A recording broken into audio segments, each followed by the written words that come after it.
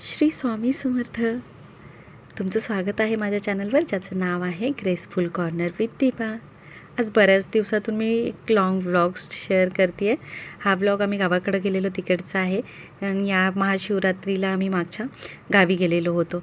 आणि आमच्या गावाच्या जवळच म्हणजे जवळ 2-3 तीर्थक्षेत्र आहेत जिथं महादेवाचं देवस्थान आहे. तर त्यापैकीच एक आहे, रामलिंग असं नाव आहे आणि डोंगरामध्ये आहे हे देवस्थान. आणि तिथं आम्ही गेलो होतो. मग गावाकडं जाताना मी, माझे मिस्टर, माझी लहान मुलगी घेऊन गेलेलो. मोठ्या मुलीची स्कूल होती त्यामुळं, आणि माझे सासू सासरे. असं आम्ही गेलो. बघा, एवढी गर्दी होती त्या दिवशी रामलिंगवरती. त्याच्यानंतरनं मग मी, माझे सासूबाई, माझे सासरे आणि मुलगी आणि हे आम्ही चाललेलो. आणि इतकी गर्दी होती, इतकी सगळी वाहनं वगैरे लावलेली. आणि चप्पल तिथं म्हणजे चप्पलचं स्टँड पहिलं नव्हती सोय. मग आम्ही चप्पल काढून गाडीतच गेलो. ऊन खूप वाढलेलं होतं. आणि एकतर अगदीच हा डोंगराळ भाग, तुम्ही बघू शकता, झाडाला कुठलंही पान राहिलेलं नाही, एकदम सगळी पानं सुकलेली होती. मग आम्ही गेलो. आता बघू शकताय, हां, तुम्हाला दिसलंच असेल की हे कुठलं देवस्थान आहे. तर हे आहे रामलिंग, येडशी येथील धाराशिव जिल्ह्यामध्ये. आणि तिथं आम्ही गेलो होतो. आणि ही एक अशी कमान छान अशी आहे, हर हर महादेवची. आता इथून खाली उतरून जायचं आहे. आणि हे डोंगरामध्ये एकदम खाली बसलेलं आहे, त्यामुळं पायऱ्या अगदी खड्या आहेत. आणि इथून आम्ही असं खाली जात होतो. अशी मान्यता आहे की पूर्वी इथं प्रभू श्रीराम आले होते आणि त्यांनी पाण्याच्या सोयीसाठी म्हणून इथं बाण मारला. आणि इथं मग तो जो धबधबा आहे तो तिथून आलेला आहे, असं मान्यता आहे इथं. आणि बघू शकते जसं की प्रभू श्रीराम येऊन गेलेच असतील, हे याच्यावर अजून एक विश्वास म्हणजे इथं इतकी माकडं आहेत ना रामलिंगच्या या डोंगरामध्ये. तर माझ्या मुलीला तर हे खूप म्हणजे भारी वाटत होतं. आणि इतकी छोटी छोटी पिलं होती. मी हे वरून झूम करून घेते आहे. एक छोटंसं माकडाचं पिल्लू खाली बसलेलं होतं. आणि इथं बघू शकता, मंदिराच्या बाहेरच्या बाजूला अशी काही नारळ, पान, फूल, अगरबत्ती अशी दुकानं लागलेली आहेत. आणि दुसऱ्या बाजूला छोट्या मुलांचे खेळणे वगैरे असे आहेत. आणि हे मंदिराच्या प्रवेशद्वाराच्या अगदी बाजूला अजून एक माकड बसलेलं होतं. हे आहे मुख्य प्रवेशद्वार, जिथून आपल्याला मंदिराच्या मध्ये जायचं आहे. आम्ही आलो आणि एवढी मंदिरात गर्दी होती, अक्षरशः पूर्ण वेढा होता मंदिराला. आणि तेवढी लाईन पार करत आम्हाला यायचं होतं. मग थोड्या वेळासाठी आम्ही व्हिडिओ बंद केला.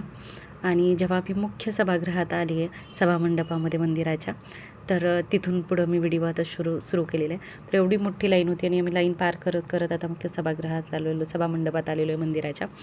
आणि मी पहिले जेव्हा आलेले तेव्हा हे मंदिराचं बांधकाम पूर्ण झालेलं नव्हतं. तर आता बघू शकता, इतकं सुंदर नंदी आहेत 2 इथं. आणि हा पितळाचा नंदी तो रामलिंगच्या यात्रेच्या वेळी वापरला जातो.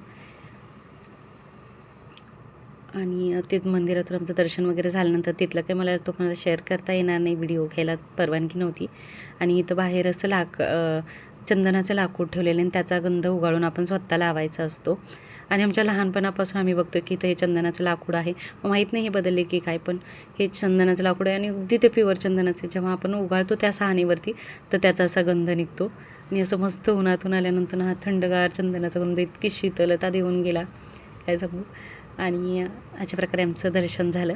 आम्ही आता इकडनं मागच्या बाजूला आलो आहे, जिकडं मी तुम्हाला म्हटलेलं की प्रभू श्रीरामांनी बाण मारलेलं आहे आणि तिथं पाणी आहे. म्हणजे तिथं एक छोटासा धबधबा आहे. आणि तिथं कितीही कडक उन्हाळा असेल ना, तरी तिथलं पाणी थोडंसं का होईना धार राहतेच म्हणे. तर बघू शकता, इथून आता पुढं जायचं आहे. आणि जेव्हा श्रावण महिन्यात इथली यात्रा असते, तर तेव्हा इथं पाणी असतं की इकडं आपण जाऊच नाही शकत त्या धबधब्याकडे. पण आता मात्र इथं सगळं कोरडं पडलेलं आहे, दगडगोटे उघडे पडलेत, बघू शकताय तुम्ही. मग आम्ही हळूहळू गेलो तिकडे. आणि उन्हामुळे हे दगड खूप पोळत होते. आणि आम्ही आलो आहे आता. तर बघू शकता, एवढ्या उन्हाळ्यातही आता म्हणजे उन्हाळा बऱ्यापैकी चांगलाच सुरू आहे, तर त्यातही इथं सगळं पाणी होतं असं. आणि बाहेर इतकं ऊन होतं, इतके पाय भाजत होते. आणि जेव्हा आम्ही इथं पाण्यात आलो, इतकी थंडगार, इतका छान अनुभव होता हा. आणि अक्षरशः नंतर तर पायाला अशी थंड वाटायला लागली, एकदम पाय थंडीने बधीर झाले. तर बघू शकता, या धबधब्याला खूप जास्त पाणी असतं पावसाळ्यामध्ये. तिथं अक्षरशः मोठे म्हणजे चालू असते. आणि आता सध्या तिथं संततधार चालू आहे. आणि तिथं आता माझ्या सासूबाई मला दाखवत आहेत, कारण माझ्या हे सासूबाईंचं माहेर आहे, माझ्या मिस्टरांचं आजोळ आहे हे गाव म्हणजे. आणि आम्ही आता आलो आहे. तिथे एक पिंड आहे महादेवाची, आणि त्याच्यावरती कंटिन्यू वरून पाणी पडतच राहतं. माझ्या सासूबाई सांगतात की इथं पूर्वी खूप मोठी पिंड होती, आणि आता त्या जागेवरती बंगली वगैरे असेल मे बी, पण ही पण प्राचीनच आहे पिंड, पण आता ती छोटी पिंड आहे त्या जागेवर. आणि ही तशी ही गुफा आहे. आणि हा आहे धबधबा. इथून पावसाळ्यात भरपूर पाणी पडत असतं. तर असं आहे हे रामलिंग, हे तीर्थक्षेत्र आमच्या इथलं. मी खूप छान, खूप प्रसन्न वाटलं आणि ह्याचं खरंच आश्चर्य वाटलं की हे कुठून पाणी येते माहिती नाही, पण ते कंटिन्यू ते महादेवाच्या पिंडीवरती हे पाणी असं सतत पडत असतं. देवाची लीला नाही का, अजून काय. आणि आता या पाण्यातून आम्ही हळूच वाट काढत बाहेर येत होतो. इथं थोडंसं शेवाळलेलं पण होतं. त्या एका ठिकाणी माझा थोडासा पाय घसरल्यासारखं झालेलं. मग परत मात्र हळूहळू सावकाश आम्ही या पाण्यातून बाहेर आलो. आणि खूप दिवसानंतर ना ह्या मंदिरात माझं येणं झालं आणि मला खरंच खूप छान वाटत होतं. मला म्हणजे वेगळी एक अनुभूती होती इथं महादेवाच्या या मंदिरात आणि मला तेही महाशिवरात्रीच्या दिवशी यायला भेटलं होतं आणि खरंच आजचा दिवस सार्थकी लागला होता खऱ्या अर्थाने आणि ही ट्रिप. तर हा बघू शकता तुम्ही, हा लांबून व्ह्यू आणि अशी ही गुफा टाईपमध्ये आहे वाटतं काहीतरी आतमध्ये. आणि असं इतकं निसर्गरम्य देवस्थानात सगळे देवदेवता अशा निसर्गरम्य देवस्थानावरती जाऊन बसले. त्यानिमित्तानं आपण इकडे जातो आहे. हे खरंच भारी आहे नाही का. मला तर खूप आवडलेलं इथलं सिनारिओ. आणि इथं श्रावण महिन्यात, मी कधीच श्रावण महिन्यात नाही आले, पण श्रावण महिन्यात किती छान वाटत असेल ना. आणि असं आता झालेलं आहे. मी मंदिरातून बाहेर प्रदक्षिणा वगैरे झाली आणि आता मी निघतो आहे इथून. तर मी असं एक मंदिर दाखवते तुम्हाला की अशा पद्धतीनं मंदिर आहे.